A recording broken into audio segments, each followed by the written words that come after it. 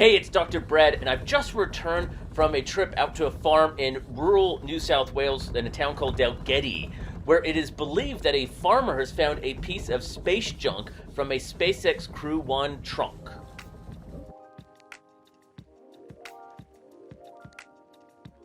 Where we've ended up is super remote. There's nothing around it. In fact, just the paddock itself is hundreds of acres in size, so it's easy to not see this piece of junk from a distance. So I get lots of reports of space junk, and it's usually easy to rule out. What made this one special was the SpaceX Crew 1 trunk was a catalogued object, and it was catalogued known to be going over New South Wales in Australia and re-entering around 7:05 a.m. on Saturday, 9 July. Now, on that time, people heard and saw it. So people heard the sonic boom of it re-entering the Earth's atmosphere, and people saw the bright light and bits breaking off of the object fragmenting as intended. So we had a piece of junk that was catalogued over the area, both seen and heard around the right time. What day did you find it? Monday. Okay. So this is a while after this thing's happened. It did. Yeah, so it happened on Saturday the 9th. Yeah, but it's direct. Once we get down into the next gate, you'll be able to, well, I can see it because I know where it is. Yeah, he's coming now, but he must have dropped that here before because that wasn't here. So this is the piece that landed on Jock. Oh, yeah, okay. And you said so that's kind of.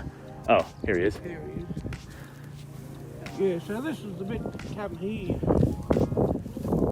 So as you get up close, you can kind of see really subtle detail in all the features. You can see some of the scarring already on this panel. This is due to the heat re-entry. You can start to see cabling, so kind of this is a carbon mesh, and what it's doing is to insulate both around any cabling and any wires. Keeping in mind this has to withstand intense heat. Now, firstly, some people think this stuff is radioactive, and it's not.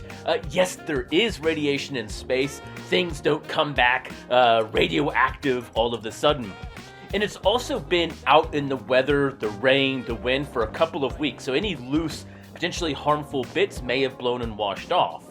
And so we think this is a fin. This is a part of the fin of the trunk that has now speared itself into the ground. And it's about 3 meters tall. We think it weighs about 20 to 30 kilograms. Obviously, we haven't dug it out of the ground. So here we have some clear paneling that is designed for insulation and heat resistance. You can see part of it's melted, but the crack inside shows what it's like. This is triangular in shape, so we're looking at kind of one of the other pieces, some of the bolting and the manufacturing, and you can kind of see the angle that it's wedged at and some of the insulation. Experts have checked out to make sure all the material is safe and isn't a danger to anyone.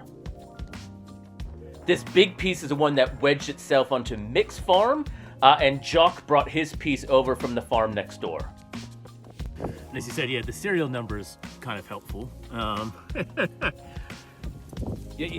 This has been super exciting to see this all up close. Look, I've never seen a piece of space junk fall like this. This is an extremely rare event, and it was super exciting to be out there to help verify and confirm it.